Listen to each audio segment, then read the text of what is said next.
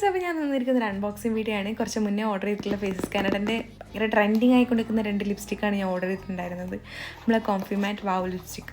അപ്പോൾ ഇത് അടിപൊളി ഷെയ്ഡുകളാണ് രണ്ടും. ഒന്നൊരു ലൈറ്റർ സ്കിൻ ടോണിന് പറ്റിയത്, ഒന്നൊരു മീഡിയം ടു ഡാർക്ക് സ്കിൻ ടോണിന് പറ്റിയത്.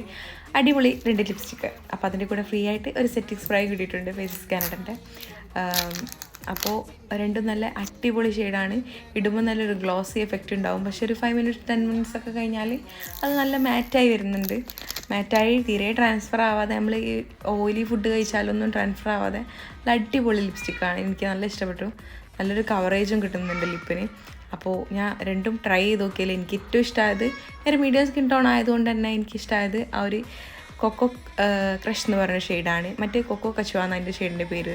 അപ്പോൾ രണ്ട് നല്ല അടിപൊളി ഷെയ്ഡാണ്. അപ്പോൾ ട്രൈ ചെയ്യേണ്ടവരൊക്കെ ഒന്ന് ട്രൈ ചെയ്ത് നോക്കാം. എനിക്ക് നല്ല ഇഷ്ടമായിട്ടുണ്ട്. ഇതൊരു ലൈറ്റർ സ്കിൻ ടോൺ അടിപൊളിയായിരിക്കും. അത്രയേ ഉള്ളൂ. Bye bye.